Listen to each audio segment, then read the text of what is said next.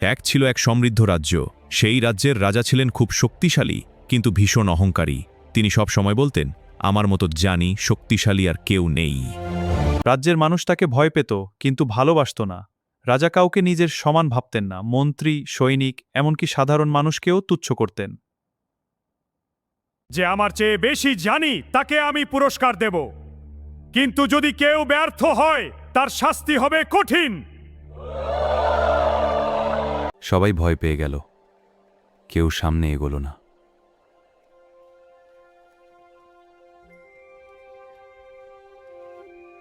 হঠাৎ এক বৃদ্ধ কৃষক এগিয়ে এলো। সে শান্তভাবে বলল, মহারাজ, আমি আপনার প্রশ্নের উত্তর দিতে চাই।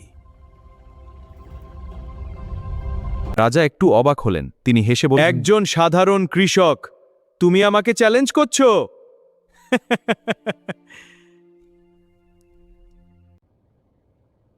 জ্ঞান বড় ছোট দেখে আসে না মহারাজ।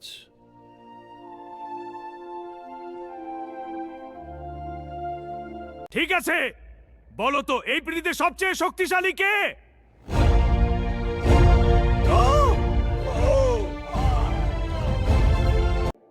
মহারাজ, সবচেয়ে শক্তিশালী হল সময়।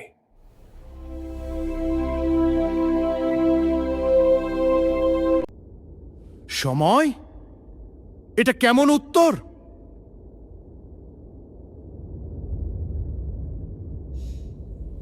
সময়ই রাজাকে সাধারণ মানুষ বানায়, আর সাধারণ মানুষকে রাজা বানায়। সময়ের সামনে কেউ টিকে থাকতে পারে না। রাজা একটু চুপ হয়ে গেলেন। তারপর আবার বললেন, ঠিক আছে, বলো, সবচেয়ে মূল্যবান জিনিস কি? সবচেয়ে মূল্যবান হল মানুষের ভালোবাসা।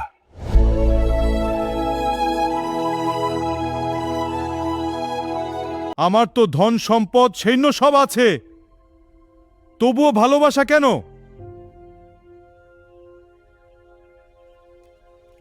মহারাজ, ভয় দিয়ে রাজ্য শাসন করা যায়, কিন্তু ভালোবাসা পাওয়া যায় না।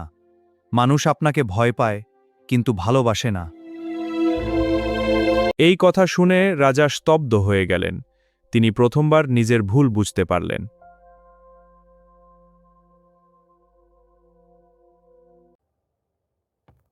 আজ আমি বুঝলাম, আমি সত্যি অহংকারী ছিলাম। তুমি আমাকে সত্যিকারের শিক্ষা দিয়েছ। তারপর থেকে রাজা বদলে গেলেন। তিনি মানুষের সাথে নম্রভাবে কথা বলতে শুরু করলেন, তাদের কষ্ট বুঝতে শিখলেন। তোমার কথা শুনে ভালো লাগলো, আমি তোমাদের পাশে আছি, এগিয়ে চলো আমার সাথে। কিছুদিনের মধ্যেই রাজ্য বদলে গেল। মানুষ রাজাকে ভালোবাসতে শুরু করলো। আপনার জন্য আমি এখানে আছি। ধন্যবাদ মহারাজ।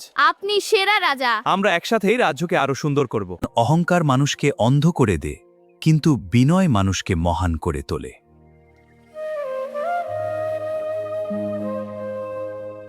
ভিডিওটি ভালো লাগলে লাইক এবং কমেন্ট করুন, এবং সেই সাথে নতুন নতুন ভিডিও পেতে চ্যানেলটি সাবস্ক্রাইব করুন।